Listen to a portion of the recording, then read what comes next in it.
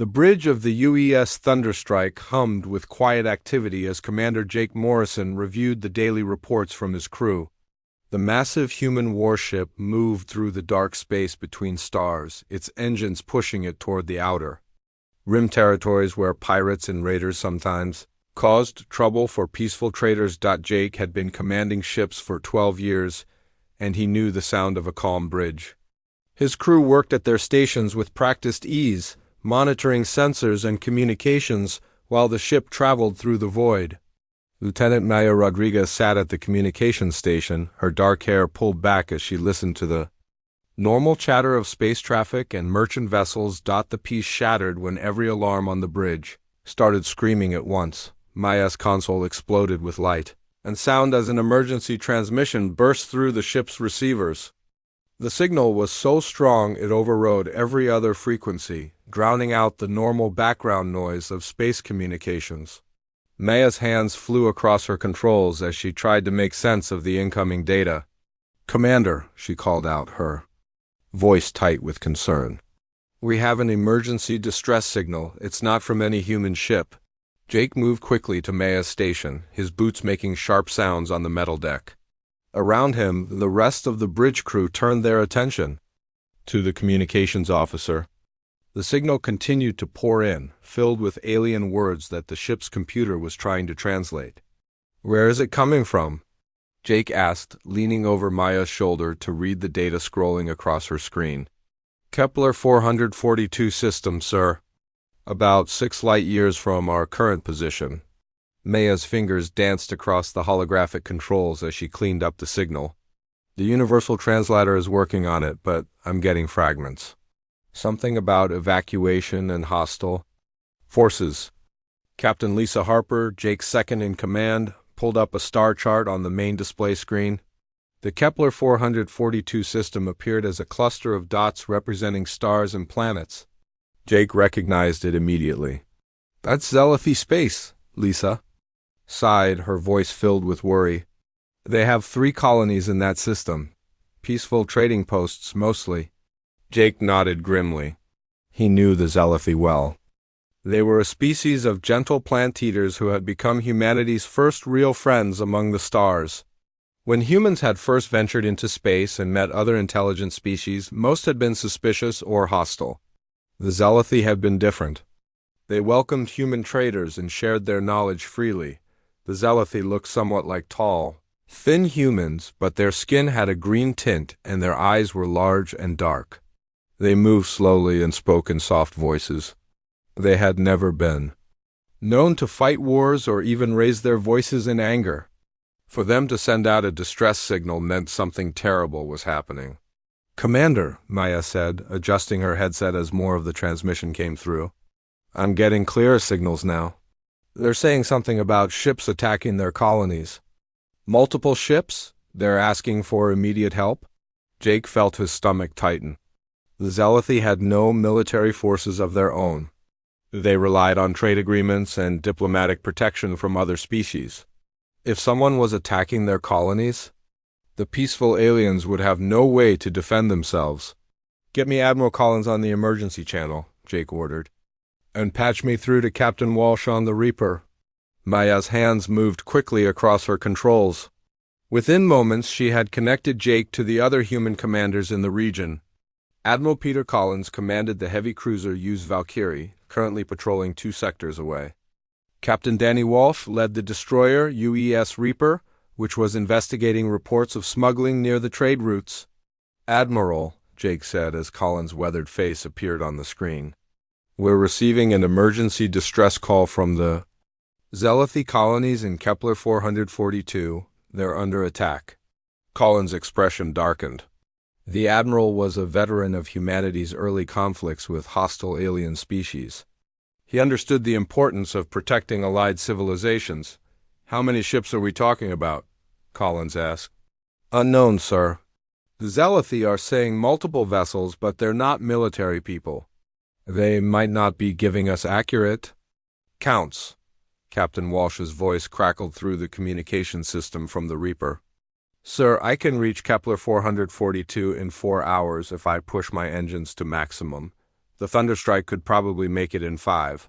Jake nodded. The Reaper was smaller and faster than his heavy cruiser, but it carried fewer weapons and less armor. If they were facing a serious threat, they would need the firepower of the larger ships. "Admiral," Jake said, "we need to move fast." The Zealothi wouldn't send a distress signal unless they were facing something they couldn't handle themselves. Collins was quiet for a moment, thinking. Jake could see the calculations running through the older man's mind. The human fleet was spread thin across multiple sectors, and they didn't know what kind of enemy they might be facing. "All right," Collins said finally. "We converge on Kepler 442, maximum speed. Jake, you take point since you're closest. Danny, you follow his lead. I'll bring the Valkyrie and whatever other ships I can gather." "Yes, sir," Jake replied. "What about backup?" "Should we contact Earth Command?" "No time," Collins said. "By the time we get authorization and reinforcements, whatever's happening to the Zealothi will be over. We go with what we have." Jake felt a familiar mixture of excitement and fear.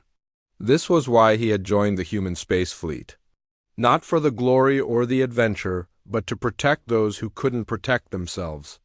The Zealothi had been good friends to humanity, and now they needed help. "Maya, send a message back to the Zealothi," Jake ordered. "Tell them help is coming. Give them our estimated arrival time." "Already done, sir," Maya replied. "I'm also monitoring their ongoing transmissions. It sounds like the situation is getting worse." Jake turned to Lisa. "Get us ready for combat. I want all weapon systems checked and all departments at battle stations. We don't know what we're flying into." Lisa nodded and activated the ship-wide communication system. Her voice echoed through every corridor and compartment of the Thunderstrike as she gave orders to the crew. "All hands, this is Captain Harper. We are responding to an emergency distress call from Allied forces. All departments report to battle. Stations, this is not a drill. Engineering, give me everything you can from the engines. We need maximum speed to the Kepler 442 system." Throughout the ship, nearly 800 crew members began preparing for combat. In the engine room, Chief Engineer Bob Martinez pushed the ship's reactors to their limits. In the weapons bays, Gunnery Sergeant Kate Williams ran final checks on the ship's massive guns. In the medical bay, Dr. Alan Foster prepared for casualties. Jake stood in the center of the bridge, watching his crew work with practiced efficiency. These were good people, trained and ready for whatever they might face, but he couldn't shake the feeling that this mission would test them all. The Thunderstrike's engines roared to life, pushing the massive warship through space at speeds that would have been impossible just a few decades earlier. Behind them, the Reaper was already accelerating toward the same destination. Somewhere ahead, the Valkyrie was changing course to join them as the ship raced through the darkness toward the Kepler 442 system. Jake found himself thinking about the Zealothi. They were a peaceful species who had never hurt anyone. They traded, fairly shared their knowledge, and welcomed visitors to their worlds. If someone was attacking them, it could only be for greed or cruelty. Jake had seen both during his years in space. There were species out there who took what they wanted by force, who saw kindness as weakness and peace as an invitation to attack. The galaxy could be a dangerous place for those who chose not to fight, but the Zealothi were not alone. They had human friends, and humans had never been known to abandon their allies. Whatever was waiting for them in the Kepler 442 system would soon learn that attacking peaceful species came with a price. The Thunderstrike raced through space, carrying Jake and his crew toward an unknown enemy and an uncertain battle. But one thing was certain: they would not let their friends face this threat alone. The UES Thunderstrike dropped out of hyperspace at the edge of the Kepler 442 system with a flash of blue light. Commander Jake Morrison gripped the arms of his captain's chair as the ship's sensors came online, painting a picture of what lay ahead. What he saw made his blood run cold. The peaceful Zealothi colonies were under siege. Massive alien warships surrounded the 3 inhabited planets, their dark hulls gleaming against the stars. These vessels were unlike anything in the human database. They were long and sleek, built like predators, with weapon ports that glowed red in the darkness of space. "Dear God," whispered Lieutenant Maya Rodriguez from her communications station. "Commander, I'm counting at least 30 enemy vessels. They're huge, sir. Some of them are twice the size of our heavy cruisers." Jake studied the tactical display that Captain Lisa Harper had brought up on the main screen. The enemy ships were arranged in a hunting formation around the Zelithy worlds. Smaller vessels darted between the planets like sharks, chasing down anything that moved. "What about the Zelithy?" Jake asked, his voice tight with concern. Maya's face went pale as she listened to the incoming transmissions. "Sir, they're trying to evacuate. I can see their transport ships attempting to escape, but the enemy vessels are hunting them down. They're not even giving them a chance to surrender." The UES Reaper materialized nearby as Captain Danny Walsh brought his destroyer out of hyperspace. The smaller ship immediately began scanning the enemy fleet, its sensors gathering data on the unknown vessels. "Thunderstrike, this is Reaper," Walsh's voice crackled over the communication system. "Are you seeing this? These ships are armed for planetary bombardment. They're not here to capture anything. They're here to destroy." Jake activated the fleet communication channel. "Danny, maintain position. We wait for the Admiral before we engage. We need to know what we're dealing with." On the sensor display, Jake could see the enemy ships moving with coordinated precision. They had clearly done this before. Several of the larger vessels were positioning themselves over Zelithy cities, their weapons charging for what looked like bombardment runs. "Sir," called out Communications Officer Tony Martinez from his station near the back of the bridge. "I'm picking up enemy transmissions. The Universal Translator is working on them, but they're using some kind of coded language."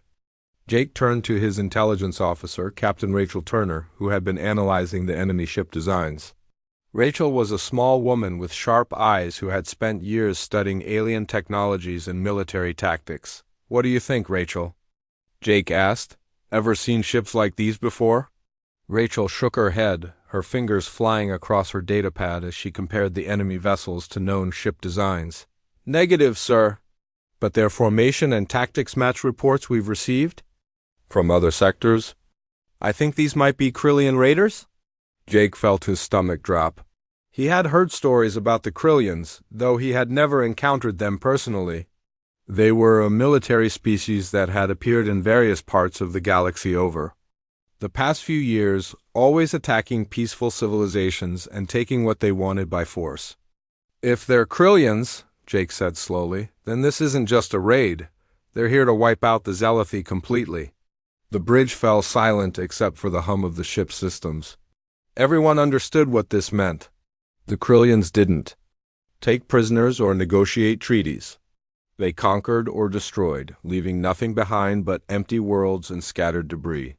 "Commander," Maya said, her voice barely above a whisper, "I'm receiving a transmission from the Zelithy Council. They're asking where the human fleet is.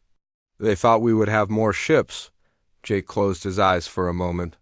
The Zelithy had called for help, expecting a full battle fleet, not 3 ships against 30. But Admiral Collins was still hours away, and by then it might be too late. "Put me through to the Zelithy Council," Jake ordered. Maya worked her controls. And moments later, the worried face of a Zelithy elder appeared on the main screen. Elder Cathara was one of the few Zelithy that Jake had met personally during trade negotiations. Her green skin looked pale, and her large dark eyes were filled with fear. "Commander Morrison," she said, her soft voice trembling, "thank the stars you have come. But where are the rest of your ships? The attackers have us surrounded. Our people are dying." Jake chose his words carefully. "Elder Cathara, more ships are coming, but they won't arrive for several hours.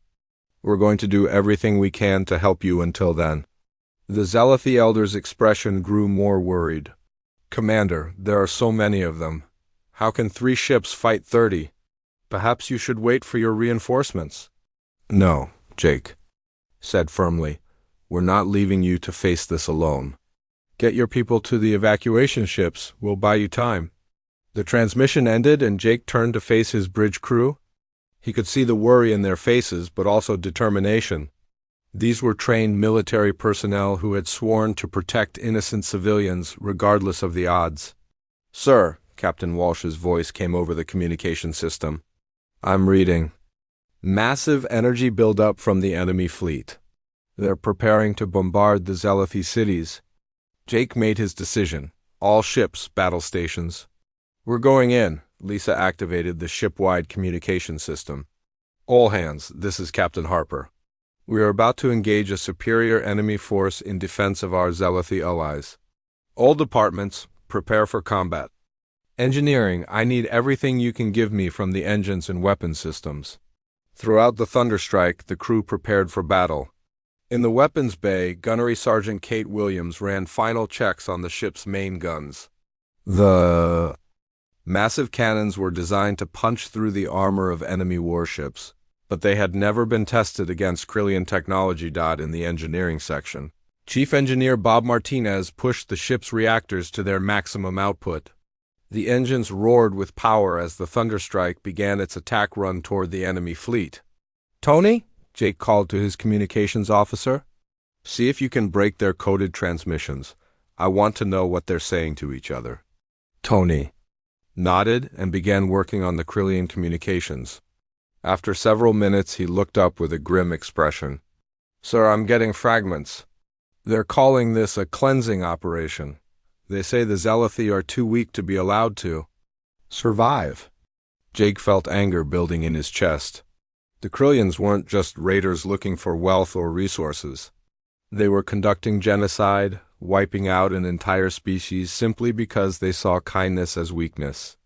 "Rachel," Jake said to his intelligence officer, "what can you tell me about their fleet composition?" Rachel studied her sensors. "I'm seeing heavy cruisers, destroyers, and what look like troop transports. They're built for conquest, not exploration. Heavy armor, multiple weapon systems, and they're designed to work together as a coordinated fleet." The enemy had noticed the human ships by now.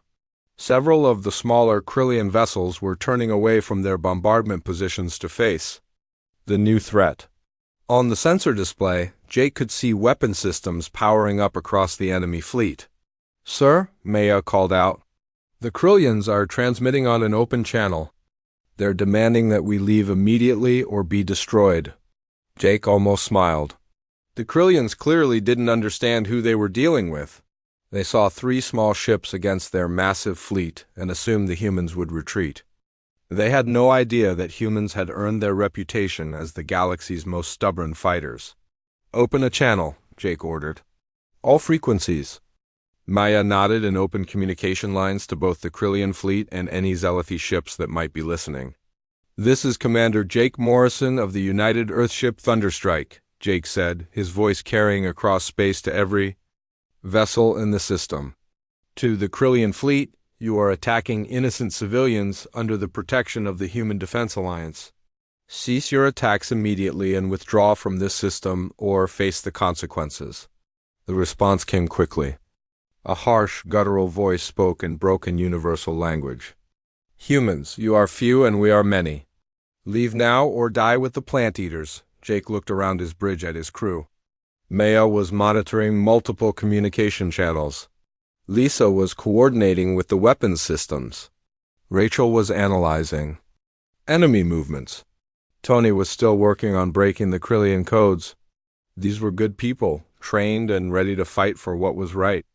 "All ships," Jake said into the fleet communication system. "The Krillians have made their choice. We're going to show them what happens when you threaten innocent people in front of humans."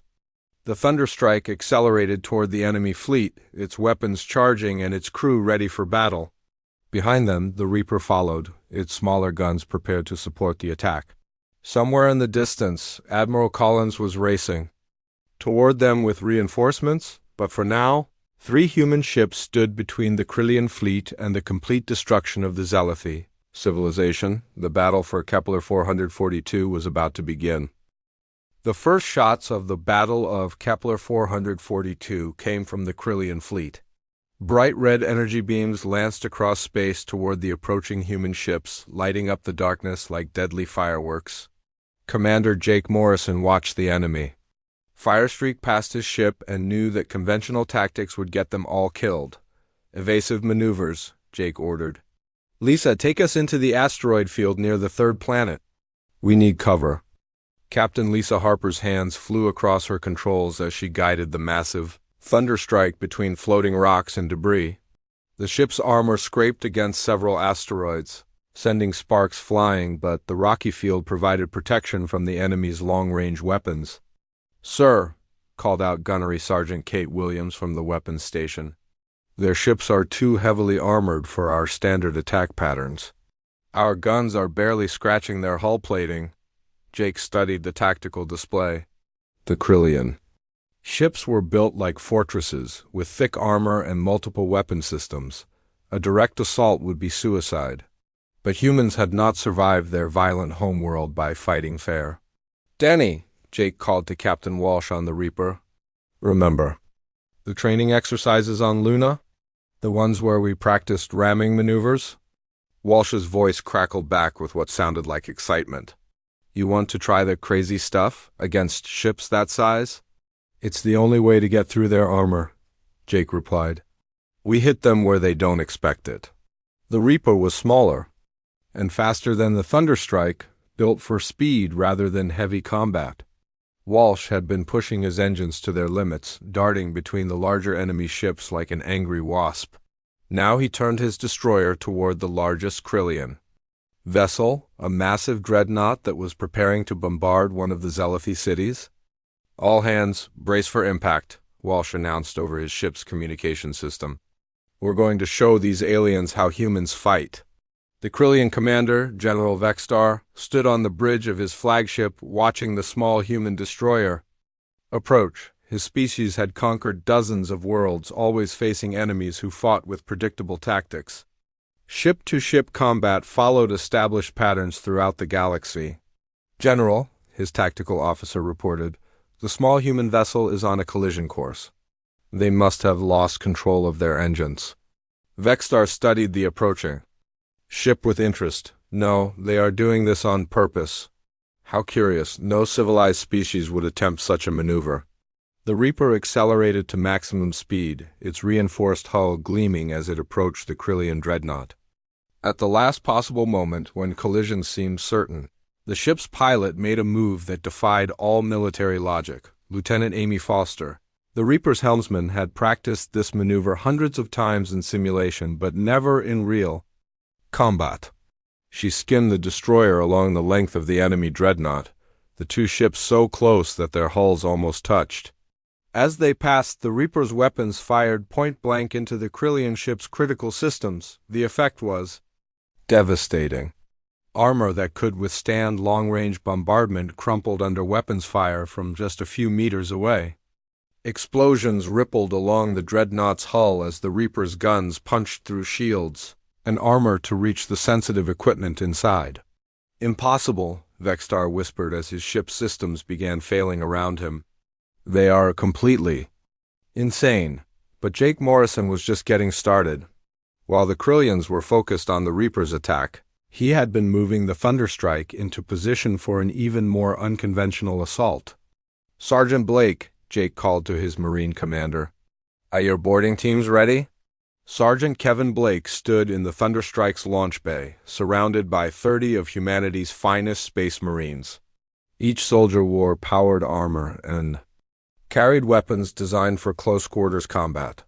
They had trained for boarding actions, but never during an active space battle. Sir, we're ready, Blake replied. Though I have to say, this is the craziest thing we've ever attempted, Jake smiled grimly. That's what makes it effective. The Krillians have never faced boarding parties during a fleet engagement. They won't know how to respond. The Marines climbed into their individual jump pods, small armored capsules that could be launched from the Thunderstrike directly at enemy ships. Each pod contained life support, maneuvering thrusters, and enough armor to survive the journey through space. Launch when ready, Jake ordered. 30 jump pods shot out from the Thunderstrike like bullets, each one carrying a human Marine toward the Krillian fleet.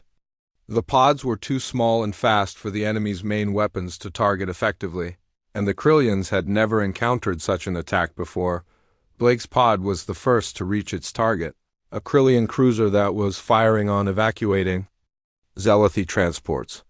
The pod's armor-piercing tip punched through the ship's hull, and Blake found himself inside an alien vessel in the middle of a space battle. The Krillian crew had never seen anything like him.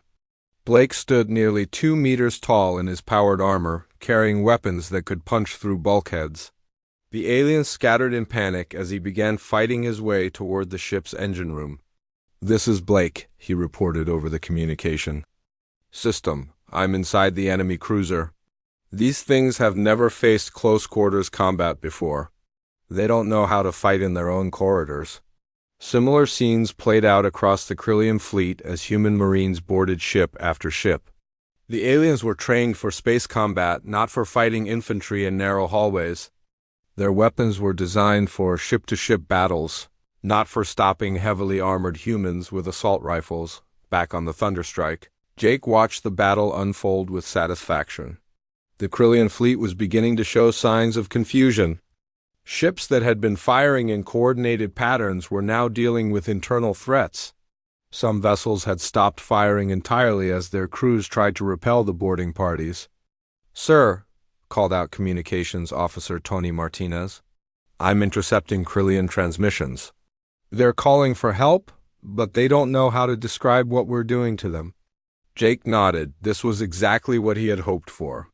The Krillians were a military species with established tactics and procedures. They knew how to fight conventional battles, but humans had never been conventional.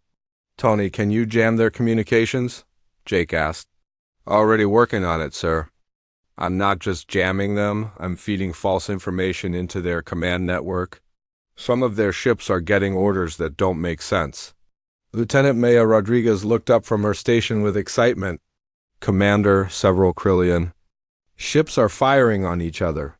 They think they're receiving orders from their command structure, but the orders are contradictory." The tide of battle was turning. What had started as a hopeless fight against overwhelming odds was becoming a demonstration of human tactical innovation. The Krillians had expected to face another species that fought like civilized soldiers.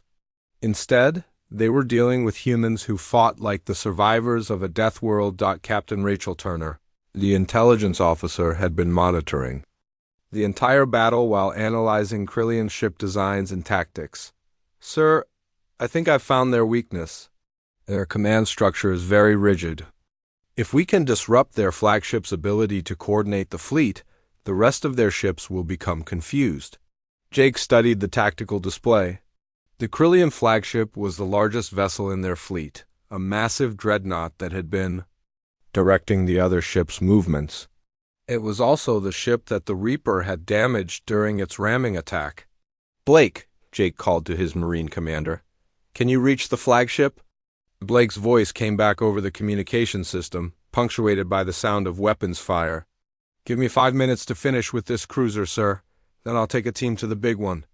While Blake and his Marines continued their boarding actions, Captain Walsh had been using the Reaper to cause chaos throughout the Krillian fleet. The smaller ship darted between the enemy vessels, too fast for their main guns to track effectively. "Jake," Walsh reported, "their formation is breaking down. Some ships are trying to retreat, but others are still following their original orders. They're getting in each other's way." The Krillian fleet, which had seemed so threatening just an hour before, was now in complete disarray. Ships collided with each other as they received conflicting orders. Others had stopped functioning entirely as human Marines took control of critical systems. General Vextar stood on his damaged flagship, watching his carefully planned invasion turn into a disaster. His species had conquered many worlds, but they had never faced an enemy like this. The humans fought with a combination of courage and creativity that seemed to defy all military logic. "General," his communications officer reported, "we're receiving word from the other fleets. They want to know what's happening here." Vextar looked out at the battle raging around his ship.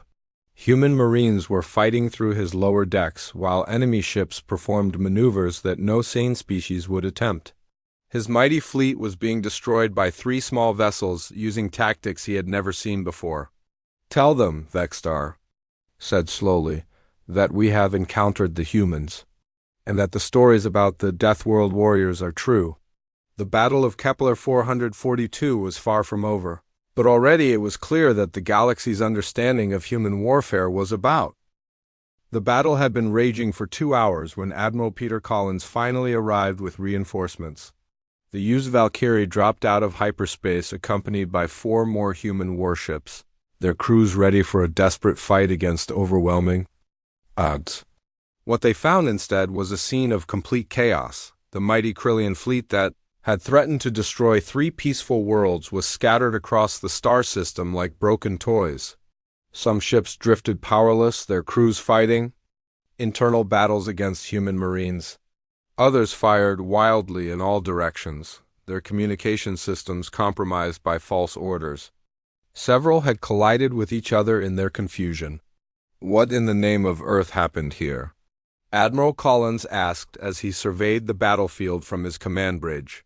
His gray hair was pulled back in a military style, and his weathered face showed the experience of 30 years commanding human fleets. "Sir," reported his communications officer, Lieutenant Colonel Sandra Price, "I'm reading 37 Krillian vessels, but less than half are still combat effective. The Thunderstrike and Reaper appear to have engaged the entire enemy fleet with unconventional tactics." Collins had known Jake Morrison for years. The younger commander had always been creative in his approach to military problems, but this exceeded even his expectations. 3 human ships had somehow neutralized a fleet 10 times their size. "Get me Commander Morrison," Collins ordered. Jake's face appeared on the main screen, his uniform torn and his face streaked with sweat. Behind him, the Thunderstrike's bridge showed signs of battle damage, but the crew was still at their stations. "Admiral," Jake said with a tired smile. "Good to see you, sir." "We've been keeping the Krillians busy." "So I can see," Collins replied. "Give me a status report, Commander." "We've got Marines aboard 15 enemy vessels," Jake reported. "Captain Walsh has been using ramming tactics to disable their larger ships. We've also compromised their command network and are feeding them false orders. The enemy fleet is in complete disarray." Collins nodded approvingly.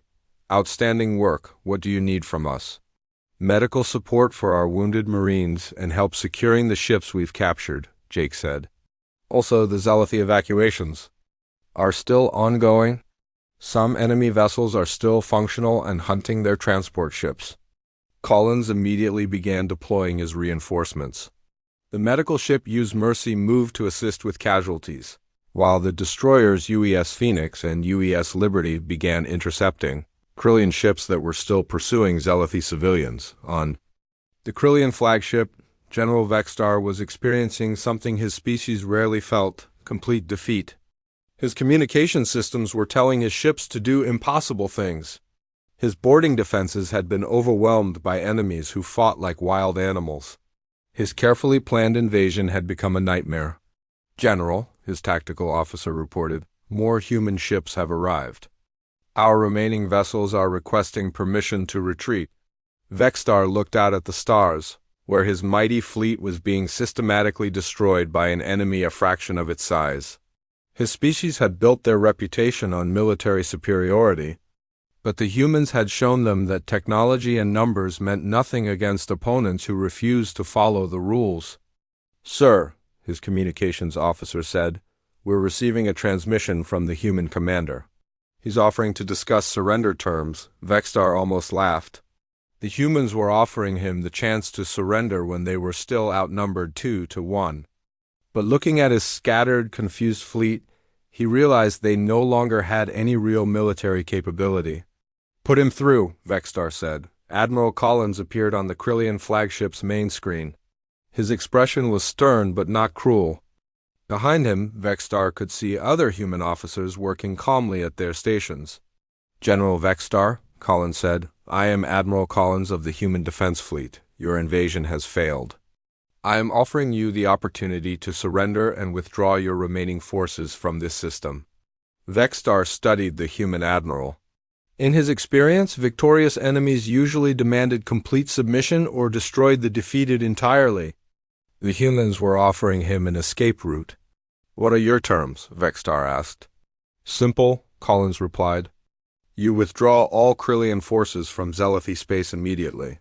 You provide medical assistance to any Zealothi wounded during your attack, and you agree to never return to this system. And if we refuse? Vexstar asked. Collins' expression hardened. Then we continue the battle until every one of your ships is disabled or destroyed. Your choice, General. Vexstar looked around his damaged bridge. Half his crew was wounded or dead. His ship's systems were failing. Throughout his fleet, human Marines were still fighting their way through his vessels, and more human reinforcements were arriving every hour. I accept your terms, Vexstar said finally. The formal surrender took place an hour later. Krillian ships that were still functional began withdrawing from the system, many of them limping away with severe damage. The vessels that had been captured by human boarding parties were returned to Krillian control after their crews agreed to the ceasefire. Sergeant Kevin Blake and his Marines had been fighting inside enemy ships for hours. When the surrender order came through, Blake was in the engine room of a Krillian destroyer, having fought his way through 6 decks of confused alien defenders. This is Blake to all boarding teams, he announced over the communication network. Ceasefire, repeat, ceasefire, the enemy has surrendered. Blake removed his helmet and wiped sweat from his face. Around him, his Marines began securing their weapons and checking on wounded comrades. They had accomplished something that would have been considered impossible just a few hours earlier. Sergeant, called Private First Class Amy Cooler, one of his youngest Marines, the aliens want to talk to us. Blake looked up to see a group of Krillian crew members approaching cautiously. They moved slowly, their hands visible, clearly intimidated by the human soldiers who had just conquered. Their ship Dot, the lead Krillian, an officer based on his uniform markings, spoke in broken universal language. You fight like demons, he said. How do you learn to fight inside ships during battle? Blake almost smiled. Training, he said simply. Lots and lots of training. As the human Marines began evacuating the captured ships, word of the battle was already spreading throughout the galaxy. The Krillian fleet had been one of the most feared military forces in known space, and it had been defeated by a small human task force using tactics that defied conventional military thinking. Dr. Helen Murphy, the fleet's specialist in alien cultures, had been monitoring communications from across the sector during the battle. Admiral, she reported to Collins, we're receiving messages from dozens of species asking about what happened here. Word is spreading fast. Collins nodded. What kind of messages? Mostly questions about human military capabilities, Dr. Murphy replied. Some species are asking about defense treaties. Others seem concerned about human intentions. This was exactly what Collins had expected. Humans had been relatively new to galactic politics, often underestimated by older species. But the Battle of Kepler 442 had demonstrated that Earth's children were not to be taken lightly. Meanwhile, the Zealothi were beginning to understand the full scope of what had happened. Elder Cathara transmitted a message to the human fleet. That was broadcast throughout Zealothi space. People of Earth, she said, her soft voice filled with emotion. We called for help expecting perhaps a diplomatic protest or economic sanctions. Instead, you brought your entire fleet and fought as if the very stars themselves were at stake. We understand now why the galaxy speaks of humans with such respect and fear. The Zealothi evacuation ships began returning to their home worlds, protected by human escorts. Families that had expected to die were reunited. Cities that had been marked for destruction were saved. An entire species had been preserved because humans refused to abandon their friends. Captain Danny Walsh brought the damaged Reaper alongside the Thunderstrike for repairs. His small destroyer had taken heavy damage during its ramming attacks, but his crew was proud of what they had accomplished. Jake, Walsh called over the communication system, remind me never to complain about training exercises again. Today we used every crazy maneuver they ever taught us. Jake laughed, feeling the exhaustion of battle finally catching up with him. Danny, I have a feeling our training is about to get a lot more interesting. After today, every species in the galaxy is going to want to know how humans fight. As the human fleet began organizing relief efforts for the Zelethi colonies, the implications of their victory were already being felt across the galaxy. The Krillians had been defeated not through superior technology or overwhelming numbers, but through tactics and determination that other species had never imagined. The Battle of Kepler 442 had established humanity's reputation as the galaxy's most unconventional and effective military force. More importantly, it had shown that peaceful species would not stand alone against aggression as long as humans were willing to fight for them. The war was over, but the legend was just beginning. 3 weeks after the Battle of Kepler 442, Commander Jake Morrison stood on the observation deck of the Thunderstrike, watching the reconstruction efforts on the Zelethi colonies below. Human engineering teams worked alongside Zelethi civilians, rebuilding structures damaged during the brief but intense conflict. The sight filled him with quiet satisfaction. The aftermath of the battle had brought changes that no one could have predicted. Word of the human victory had spread through the galaxy faster than the fastest starships, carried by traders, diplomats, and refugees who had witnessed the impossible. The story grew with each telling, but the core truth remained the same. 3. Human ships had defeated a fleet 30 times their size. Lieutenant Maya Rodriguez approached Jake with a datapad in her hands. Her communications equipment had been busy for weeks, processing messages from across the galaxy. Sir, we have another request for a defense treaty. This one is from the Andromedans in the outer spiral. Jake shook his head in amazement. The Andromedans were an ancient species known for their pride and self-reliance. For them to request human protection meant that news of Kepler 442 had reached even the most remote parts of civilized space. How many does that make? Jake asked. 47 formal requests, sir, Maya replied. And that's just this week. Admiral Collins says Earth Command is having trouble processing all the diplomatic inquiries. The human government had been unprepared for the sudden shift in galactic politics. Before Kepler 442, humanity had been considered a minor power, useful as traders and explorers but not particularly important in military affairs. Now every species in the galaxy wanted to know about human intentions and capabilities. Captain Lisa Harper joined them at the observation window, carrying her own reports. Jake, I just finished reviewing the tactical analysis from Fleet Command. They want to make our boarding tactics standard procedure for all human ships.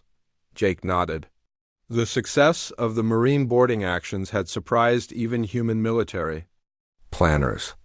The idea of sending soldiers into enemy ships during active space combat had been considered too dangerous for regular use. But the results at Kepler 442 had proven that desperate situations sometimes required desperate measures. What about the Krillians? Jake asked. Any word on their reaction? Lisa consulted her datapad. Intelligence reports say they've withdrawn from 3 other systems where they were planning attacks. Apparently, word of their defeat here has damaged their reputation. Some of their client species are refusing to cooperate with them. This was perhaps the most important result of the battle. The Krillians had built their power on fear and the belief that resistance was useless. The human victory had shown other species that the seemingly invincible raiders could be defeated.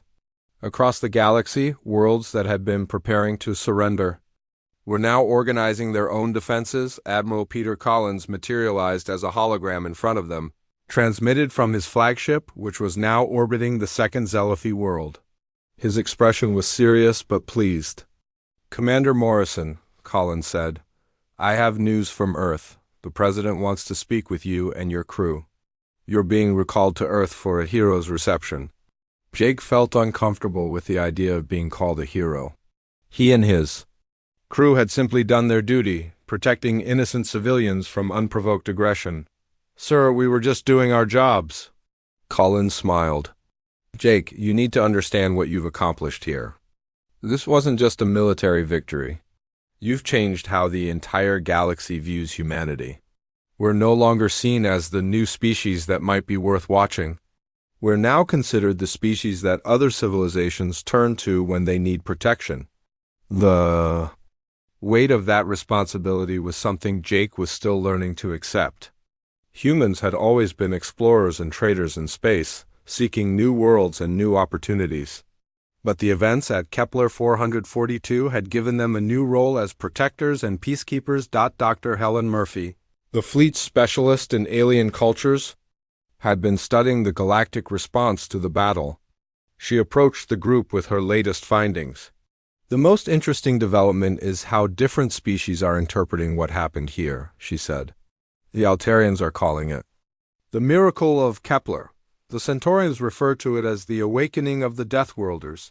Jake raised an eyebrow. "Deathworlders? It's a term that's becoming common in galactic communications," Dr. Murphy explained. "Most intelligent species evolved on worlds that were relatively peaceful. Earth, with its extreme weather, dangerous animals, and constant natural disasters, is considered a death world by galactic standards. They're saying that only beings who evolved in such conditions could fight the way humans do." The term was spreading through alien cultures, becoming shorthand for the human approach to conflict, where other species sought to minimize risk and avoid casualties. Humans seemed willing to accept any danger to protect those they cared about. This attitude was both admired and feared throughout the galaxy. Sergeant Kevin Blake approached the group, still wearing his combat armor but with his helmet under his arm. His Marines had become celebrities among the Zealothi, who were fascinated by the soldiers who had fought through alien ships to save their lives. "Commander," Blake said, "the Zealothi Council wants to hold a ceremony to honor our fallen Marines. They're planning to build a memorial." Jake nodded solemnly. The victory had come at a cost. 7 human Marines had died during the boarding actions, and 12 more had been seriously wounded. Their sacrifice had saved thousands of Zealothi lives, but the price was still heavy. "What kind of memorial?" Jake asked. "Something called a Garden of Remembrance," Blake replied. "In Zealothi culture, they believe that those who die protecting others become part of the living world. They want to plant trees in memory of our people." The idea touched Jake deeply. The Zealothi had their own ways of honoring sacrifice, and their offer to memorialize human soldiers showed the depth of their gratitude. "Captain." Danny Walsh's voice crackled over the communication system from the Reaper, which was undergoing repairs at a nearby space station. "Jake, you need to see the intelligence reports coming in from other sectors. The Krillians aren't the only ones changing their behavior." Jake activated the main communication screen, and Walsh's image appeared. The younger captain looked tired but excited. "We're getting reports from all over the galaxy. The hegemony worlds have stopped their expansion into vegan space. The pirate clans near Rigel are avoiding systems with human trade routes. Even the collective is being more careful about their territorial disputes." The implications were staggering. The Battle of Kepler 442 had created a ripple effect throughout galactic politics. Species that had been aggressive toward their neighbors were now reconsidering their actions, aware that humans might intervene to protect the innocent. Elder Cathara arrived on the observation deck, accompanied by 2 other Zealothi officials. The elderly alien moved slowly but with dignity, her large dark eyes bright with intelligence and gratitude. "Commander Morrison," she said in her soft voice, "we have come to thank you once more, and to deliver a message that we hope you will carry back to your home world." Jake turned to face the Zealothi elder.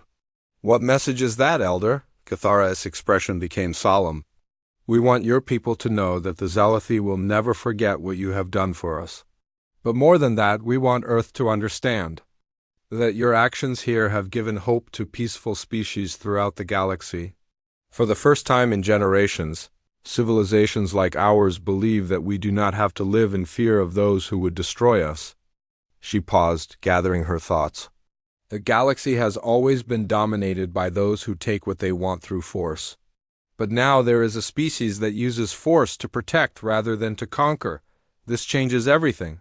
Jake felt the weight of her words. Humanity had not sought this responsibility, but they had earned it through their actions. The question now was whether Earth would accept the role of galactic protector. With all the burdens and dangers that came with it. As if reading his thoughts, Admiral Collins spoke from his holographic projection. The President has already made the decision, Jake. We're establishing the Human Protection Accord. Any peaceful species can request our assistance if they face unprovoked aggression. Dr. Murphy looked up from her datapad with excitement. Admiral, I'm already receiving applications. 17 species have formally requested protection agreements in just the past week. The transformation was remarkable. In less than a month, humanity had gone from being a minor galactic power to becoming the galaxy's primary peacekeeping force. The responsibility was enormous, but Jake knew that his species would rise to meet it. As the Thunderstrike prepared to depart for Earth, Jake took one last look at the Zealothy worlds below. Peaceful cities were rebuilding, children were playing in streets that had almost been destroyed, and families were reunited because humans had refused to let innocent people die. The Battle of Kepler 442 was over, but its legacy would echo through the stars for generations. Humanity had found its place in the galaxy not as conquerors or traitors, but as the species that would stand between the innocent and those who would harm them. The age of human protection had begun, and the galaxy would never be the same.